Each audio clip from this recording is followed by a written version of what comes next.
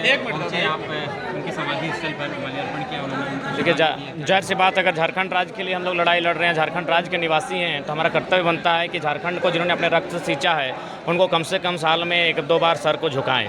और अगर झारखंड राज्य की बात कही जाए तो झारखंड राज्य के लिए आंदोलन आज कई वर्षों से हुआ है, कई दशकों से हुआ है। न जाने कितने लोगों ने शहादत दिया है, कितनी माँओं की गोद सुनी हुई है। लेकिन अगर सबसे बड़ी शहादत की बात कही जाए झारखंड राज्य के लिए, जिससे दिल्ली हिली थी, तो शहीद निर्मल महतो के 1987 का वो दौर था जब निर्मल महतो की हत्या हुई थी।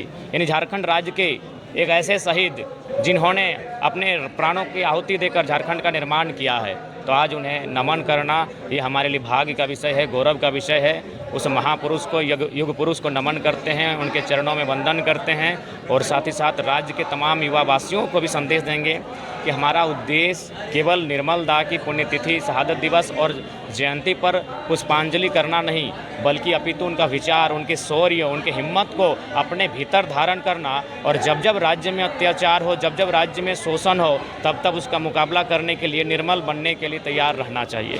दादा, क्या निर्मल महतो दादा से आप आशीर्वाद भी मांग रहे 2024 के चुनाव में? हाँ बिल्कुल, मन से उन्हें आशीर्वाद भी मांग रहे हैं कि हम लोग भविष्य में जो राजनीतिक परिप्रेक्ष्य है झारखंड का, उसमें भी हम लोग अगर मजबूत हो पाएँ तो निर्मल के सपनों को साकार करने में और सार्थकता होगी।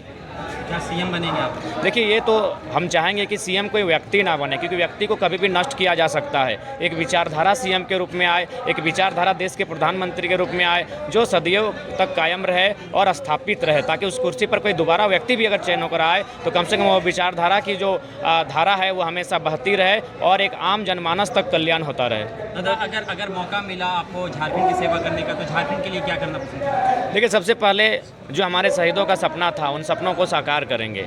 और मैंने स्पष्ट कहा है कि हमारे भारत देश की बात कही जाए तो यहाँ विभिन्न राज्यों से बनकर हमारा भारत देश बना है। उसी में हमारा एक झारखंड अनूठा राज्य होता है, 40% खनिज संपदा देता है। तो हम लोग का प्रयास होगा कि इस राज्य के अंतिम व्यक्ति तक विकास पहुँचे, अंतिम व्यक्ति तक में समझ हो कि राज्य किस लिए बना है, राज्य का नीति नियम क्या होता है। तो ये सारी व्यवस्थाएं हम अंतिम व्यक्ति तक ले जाने का प्रयास करेंगे। और सबसे बड़ी बात जो मैं अक्सर कहता हूँ कि एक ऐसा व्यवस्था कायम करेंगे जहाँ समाजवाद का सृजन हो, समाजवाद का विस्तारीकरण हो। हम एक ऐसी व्यवस्था को स्थापित करेंगे। झारखंड में शहीदों को शहीद का दर्जा दिलाने के लिए आखिर आंदोलन क्यों करना पड़ता है? देखिए, ये बहुत बड़ा दुर्भाग्य का विषय है कि जिनके कारण आज मुख्यमंत्री बने हैं, जिनके कारण ये लोग आज सत्ता का सुख भोग रहे हैं, आज उनको अगर दरकिनार करके केवल उनकी जयंती और पुण्यतिथि में अगर पुष्पांजलि करके, माला चढ़ा के अगर राजनीति करते हैं तो ये दुर्भाग्य का विषय है। इसलिए मेरा मानना है उन्हें शहीद का दर्जा मिले, अपितु विधानसभा परिसर में उनकी आदमकद प्रतिमा स्थापित की जाए। क्योंकि झारखंड राज्य के पन्ने को पलटा जाए तो सबसे बड़ा शहादत किसी का है तो निर्मल महतो का है। क्योंकि जब उनकी शहादत हुई थी, इस राज्य के सबसे बड़े लीडर थे, चूँकि झारखंड मुक्ति मोर्चा के वे सेंट्रल प्रेसिडेंट थे। जोहार, सभी का धन्यवाद।